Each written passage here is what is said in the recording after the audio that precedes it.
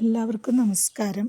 പുതിയ വ്ളോഗിലേക്ക് സ്വാഗതം. ഇന്ന് മോളുടെ പിറന്നാളിൻ്റെ ഞായറാഴ്ച ഇന്നലെയായിരുന്നു. ഇത് തിങ്കളാഴ്ചയാണ് വീഡിയോ അപ്ലോഡ് ആക്കുന്നത്. അപ്പോൾ ഇന്ന് ഞായറാഴ്ചത്തെ രാവിലത്തെ വിശേഷങ്ങൾ കുറച്ച് കാണിക്കുന്നുണ്ട്. രാവിലെ ഏട്ടൻ്റെ തോട്ടമൊക്കെ ഒന്നിങ്ങനെ നനയ്ക്കുന്നുണ്ട് കേട്ടോ. അത് പൈപ്പ് കൊണ്ട് പിടിച്ചിട്ടിങ്ങനെ നനയ്ക്കുകയാണ്. അപ്പോൾ ഞാനത് ഇന്നലത്തെ വീഡിയോയിൽ ഉൾപ്പെടുത്തിയിട്ടുണ്ടായിരുന്നില്ല. പിന്നെ പായസവും റെസിപ്പിയും വെച്ചിട്ടുണ്ടായിരുന്നില്ല. അപ്പോൾ ഇന്നത് ഉൾപ്പെടുത്താമെന്ന് വിചാരിച്ചു. പായസം ഞാൻ ഈ ഇതിൽ ഷോർട്ടായിട്ടിട്ടുണ്ട് കേട്ടോ. ഷോർട്ട് വീഡിയോ ആയിട്ട് ഇട്ടിട്ടുണ്ട്. അപ്പോൾ ഫ്രണ്ടിൽ ഒരു ദിവസം ബാക്കിലെ തോട്ടം, ഒരു ദിവസം തെങ്ങൊക്കെ ഫ്രണ്ടിലാണ്. അപ്പോൾ അങ്ങനെ നനയ്ക്കുക കേട്ടോ. അപ്പോൾ നോക്കുമ്പോൾ ഒരു കായ രാത്രി ഒടിഞ്ഞു വീണിരുന്നു. മൂത്തിട്ട് തന്നെയാണ്. അപ്പോൾ അത് പഴുക്കുകയും ചെയ്തിരുന്നു. അപ്പോൾ ഏട്ടൻ അതൊക്കെ പോയിട്ട് വെട്ടിക്കൊടുന്നു. ഫ്രണ്ടിൽ നിൽക്കുന്ന തെങ്ങും വാഴയും കഴുങ്കുമൊക്കെ നനച്ചു. പിന്നെ മോളുടെ ബർത്ത്ഡേ ബ്ലോഗ് ആണ് ബാക്കിയുള്ളത്. എൻ്റെ മോൾ തന്നെ ഇത് ഉണ്ടാക്കിയതാണെന്ന് ഞാൻ ഇന്നലെ പറഞ്ഞിരുന്നു. അവൾ ചാർട്ട് പേപ്പറൊക്കെ കൊടുന്ന് വീട്ടിലിരുന്ന് ഉണ്ടാക്കിയതാണ് കേട്ടോ. പിന്നെ ഇത് മോൾക്ക് കിട്ടിയ ഗിഫ്റ്റാണ് കേട്ടോ. ഈ മിഠായിയൊക്കെ അവളുടെ ഫ്രണ്ട് വന്നിട്ട് കൊടുത്തതാണ് കേട്ടോ.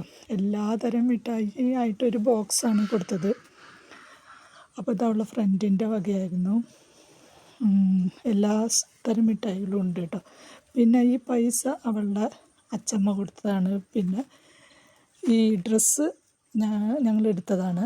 ഇതൊരു ഉടുപ്പാണ് കേട്ടോ. സിമ്പിളായിട്ടുള്ളൊരു ഉടുപ്പാണ്. അവൾ അമ്പലങ്ങളിലൊക്കെ പോകുമ്പോൾ ഇടാൻ പറ്റിയ സിമ്പിളായിട്ടുള്ളൊരു ഡ്രസ്സ് മതി എന്ന് പറഞ്ഞു. അപ്പോൾ കോട്ടൻ്റെ അധികം വിലയൊന്നും ഇല്ലാത്ത ഒരു ഡ്രസ്സാണ് കേട്ടോ, ഒരു ഉടുപ്പാണിത്. പിന്നെ ഇത് മോളുടെ ഫ്രണ്ട് തന്നെ കൊടുത്തതാണ്. ഫ്രണ്ട് വന്നിട്ടുണ്ടായിരുന്നില്ല, പക്ഷെ അവൾ സ്കൂളിൽ നിന്ന് തന്നെ ഇത് കൊടുത്തയച്ചിരുന്നു.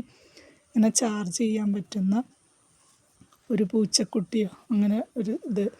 അതിങ്ങനെ ലൈറ്റൊക്കെ കത്തും കേട്ടോ. ഓൺ ചെയ്ത് വെച്ചാൽ ലൈറ്റ് കത്തും. പിന്നെ അതിൻ്റെ മുകളിലൊന്ന് തട്ടിയിട്ടുണ്ടെങ്കിൽ അത് വേറൊരു ലൈറ്റായിട്ട് കളറ് മാറി വരും. അങ്ങനെ നല്ല ഭംഗിയുണ്ട് കേട്ടോ കാണാൻ. നമുക്ക് കറണ്ടൊക്കെ പോയി ഉപയോഗിക്കാൻ പറ്റും. നല്ല ഒരു സാധനമാണ്.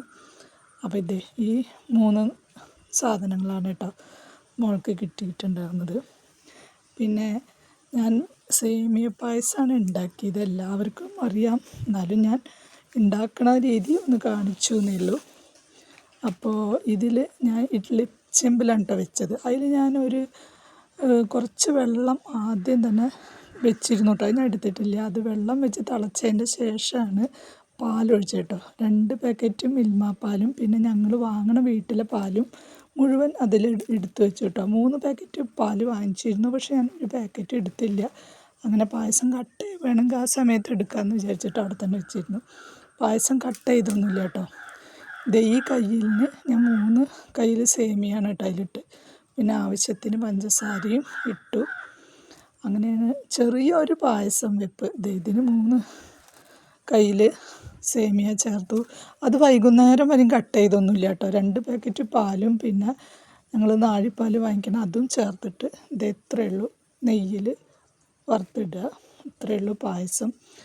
അപ്പോൾ ഇതൊക്കെയായിരുന്നു മോളുടെ പിറന്നാളിൻ്റെ വിഭവം. പായസം ഇന്നലെ ഞാൻ വീഡിയോ ഇട്ടിരുന്നു, അതിൽ ഉൾപ്പെടുത്താൻ പറ്റാത്തതുകൊണ്ടാണ് ഇന്നിട്ടത്. അപ്പോൾ എല്ലാവർക്കും ഇഷ്ടമായ ലൈക്ക് ചെയ്യണം, ഷെയർ ചെയ്യണം, സബ്സ്ക്രൈബ് ചെയ്യണം കേട്ടോ.